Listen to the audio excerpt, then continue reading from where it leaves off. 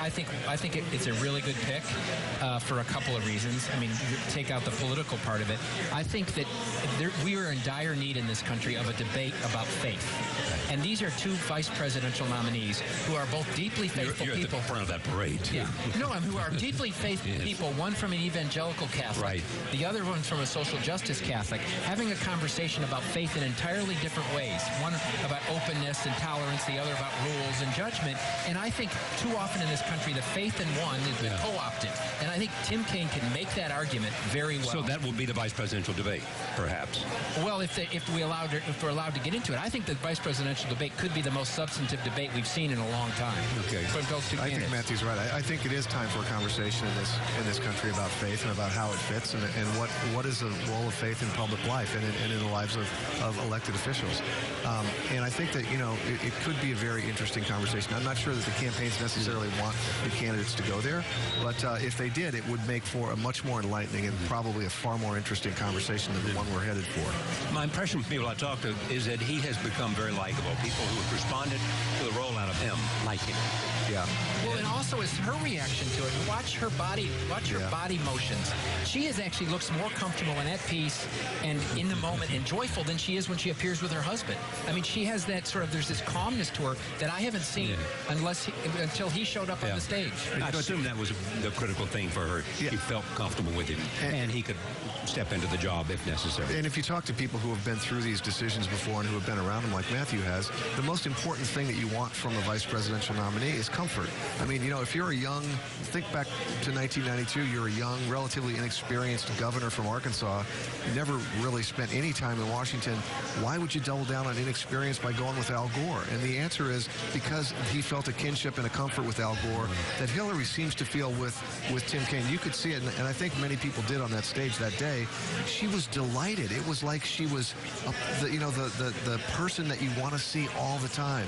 And I think she's becoming a better candidate. I think Tim Kaine is going to make her more comfortable. And every vice presidential pick, to pick up on what Steve has said, every vice presidential pick that's been a mistake, it's when they go against that, and they go for the Sarah Palin pick. It was not somebody that John McCain was interlocked with. The Dan Quayle Hardly pick. knew him. Didn't fit right, and then it showed. McCain wanted Lieberman, and if McCain had gone with Lieberman, it would have been a different race. He would have been a lot more comfortable. He would have been a far better candidate. But the party told him you can't come. The party and all he should have fought the party. He should have fought the party. Joe Biden has been a very good choice for Barack Obama. Yeah, I think it's the same thing. I think exactly the same thing. They were comfortable together. They were friends in the Senate.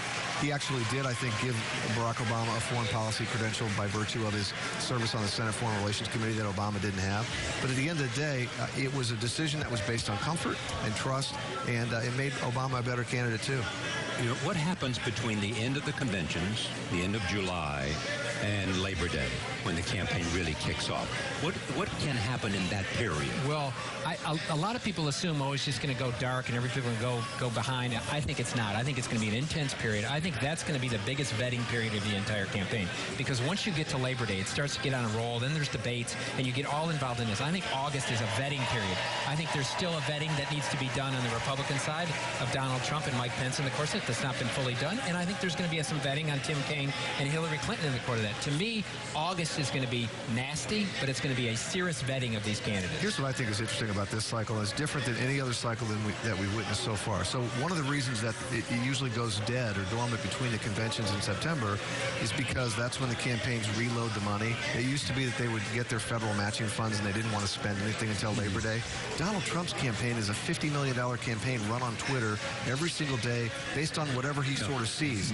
And he's not going to stop that or slow that down. Okay, but he's not. But does he need the party, and does he need a lot more money in the individual states to get out the vote and do all the things that a party does for you? He does need that. He needs it desperately, and there's no evidence so far that the party is raising the kind of money that they either raised before or for Mitt Romney or that they will need to raise to be competitive. It's going to be interesting to see the effect of these polls because, a national poll is sort of a leading indicator. He floats up. If he holds that, I think you're going to see him raise some money. If he doesn't hold it, if he falls back down, I think you won't see him raise very very much. I think we have not seen the Goldilocks campaign in the course of this, which is the just right campaign. I think Hillary Clinton's campaign is way too bureaucratic, way too big. It's 800 or 900 staff. It's way too big. We ran a campaign in 2004 and 2000 with about 220 people, and it was fine. It was a perfect amount of people. Donald Trump's, I think, right now 80. He needs a bigger effort than that, and more organized effort than that, and more professionalized organized effort than that. But he doesn't need to have 800 paid staff. And I think that's ultimately going to be a problem for both of them. One is a huge tanker ship, and the other was a Somali pirate with just a few guys on the boats, and both of them are problematic. Great to have you. Thank you, Matthew. Thank you, Steve. Thank you. We'll be right back.